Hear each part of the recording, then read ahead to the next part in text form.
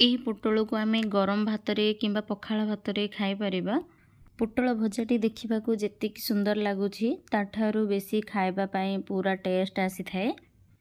ନମସ୍କାର, ପିଙ୍କି ଉଡ଼ା କିଚେନକୁ ଆପଣମାନଙ୍କୁ ଅନେକ ଅନେକ ସ୍ୱାଗତ ଜଣାଉଛି। ଆଜି ଏଠି ମୁଁ ଗୋଟା ପୋଟଳ ଭଜା ବନେଇବି। ପୋଟଳ ଭଜା ବନେଇବା ପାଇଁ ପୋଟଳର ଉପର ଚୋପାଟା ମୁଁ ଚାଞ୍ଚି ନେଇଛି, ଭିତର ମଞ୍ଜି ଗୁଡ଼ାକୁ ସବୁ କାଢ଼ି ନେଇଛି।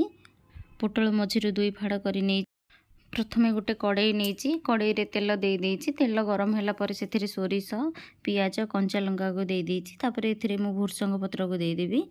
ଏହି ସବୁ ଫୁଟଣକୁ ଦେଇ ସାରିଲା ପରେ ଏଥିରେ ମୁଁ ପୋଟଳର ମଞ୍ଜି ଗୁଡ଼ାକୁ ଦେଇଦେବି। ମଞ୍ଜି ଗୁଡ଼ାକୁ ଆମେ 1 ରୁ 2 ମିନିଟ୍ ଏମିତି ଟିକେ ଭାଜି ନେବା। ଭାଜି ନେଲେ ତାର ପାଣି ଅଂଶଟି ମରିଯିବ। ଏହାପରେ ଏଥିରେ ମୁଁ 1 ଚାମଚ ଲଙ୍କା ଗୁଣ୍ଡକୁ ଦେଇଛି, ଭଲ କଲର୍ ବି ଆସିବ। ଏଠି ମୁଁ ଯୋଡ଼େ ଆଳୁକୁ ସିଝେଇ ନେଇଥିଲି, ତାକୁ ଆଳୁ ସିଝା ଗୁଡ଼ାକୁ ଚକଟିକି ହାତରେ ଦେଇଦେବି। ଏହିଭଳି ପୋଟଳ ଭଜା ବନେଇବା ପାଇଁ ଭିଡ଼ିଓଟିକି ଫାଷ୍ଟରୁ ଲାଷ୍ଟ ପର୍ଯ୍ୟନ୍ତ ଦେଖନ୍ତୁ। ସବସ୍କ୍ରାଇବ୍ କରିନଥିଲେ ପ୍ଲିଜ୍ ସବସ୍କ୍ରାଇବ୍ କରିନେବେ। ଲାଇକ୍, ସେୟାର, କମେଣ୍ଟ କରିବାକୁ ଆଦୌ ଭୁଲିବେନି। ତାପରେ ଏଠି ମୁଁ ସ୍ୱାଦ ଅନୁସାରେ ଲୁଣ ଦେଇଦେବି। ତାପରେ ଏଥିରେ ହଳଦୀ ଗୁଣ୍ଡ 1 ଚାମଚ ଦେଇଦେବି, ମସଲା ଗୁଣ୍ଡ 1 ଚାମଚ ଦେଇଦେବି, ଗରମ ମସଲା ବି 1 ଚାମଚ ଦେଇଦେବି, ଜିରା ପାଉଡ଼ର 1 ଚାମଚ ଦେଇଦେବି। ଏହି ସବୁ ମସଲାକୁ ମୁଁ ଆଳୁ ସହିତ ମିକ୍ସ। ପୋଟଳ ଭଜା ପାଇଁ ଏଠି ଆମର ଆଳୁ ମସଲାଟା ପୁରା ରେଡ଼ି ହେଇଗଲାଣି।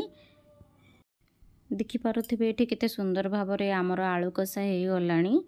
ଏହି ମସଲାଟିକୁ ଆମେ ପୋଟଳର ମଝିରେ ଦେଇଦେବା। ପୋଟଳର ମଝିରେ ଆମେ 1 ସ୍ପୁନ୍ ସାହାଯ୍ୟରେ କିମ୍ବା ହାତ ମଧ୍ୟରେ ବି ଏହାକୁ ସବୁ ସାଇଜ୍ରେ ଭିତରେ ମସଲା ସବୁ ଯାକକୁ ଦେଇଦେବା। ଦେଖିପାରୁଥିବେ ଏଠି ମସଲା ଗୁଡ଼ାକୁ ମୁଁ ସବୁ ପୋଟଳ ମଝିରେ ଦେଇଛି। ଏହି ସବୁକୁ ଦେଇ ସାରିଲା ପରେ ମୁଁ ଗୋଟେ ତାୱା ନେଇଥିଲି, ସେହି ତାୱାରେ ସୋରିଷ ତେଲ 1 ଚାମଚ ଦେଇଥିଲି। ତେଲ ଗରମ ହେଲା ପରେ ଏହି ସବୁ ପୋଟଳକୁ ଆମେ ଦେଇଦେବା। ଗ୍ୟାସର ଫ୍ଲେମ୍ ଆମେ ଏଠି ଲୋରେ ରଖିକି ଏହି ସବୁ ପୋଟଳକୁ ଭାଜି ନେବା, ଯେମିତି ପୁରା ପୋଡ଼ପୋଡ଼ିଆ ଆସିଯିବ। ଏହା ଉପରେ ମୁଁ କଭର୍ କରି ନେବି ପୋଟଳଟା, ଯେମିତିକି ସିଝିଯିବ ଟିକେ। ତାପରେ ଏଠି ସିଝିଗଲା ପରେ ମୁଁ କାଢ଼ି ନେଇଛି। ଦେଖିପାରୁଥିବେ ଗୋଟେ ସାଇଡ଼୍ ଆମର ପୁରାପୁରି ପୋଟଳ ଭାଜି ହେଇଗଲାଣି, ଆଉ ଗୋଟେ ପଟ ସାଇଡ଼୍ ଭାଜି ହେବା ପାଇଁ ଆମେ ଛାଡ଼ିବା। ଏଠି ପୋଟଳ ଭଜା ଆମର ପୁରା କମ୍ପ୍ଲିଟ୍ ହେଇଗଲାଣି। ଏହିଭଳି ପୋଟଳକୁ ଆମେ ଗରମ ଭାତରେ କିମ୍ବା ପଖାଳ ଭାତରେ ମଧ୍ୟ ଖାଇପାରିବା।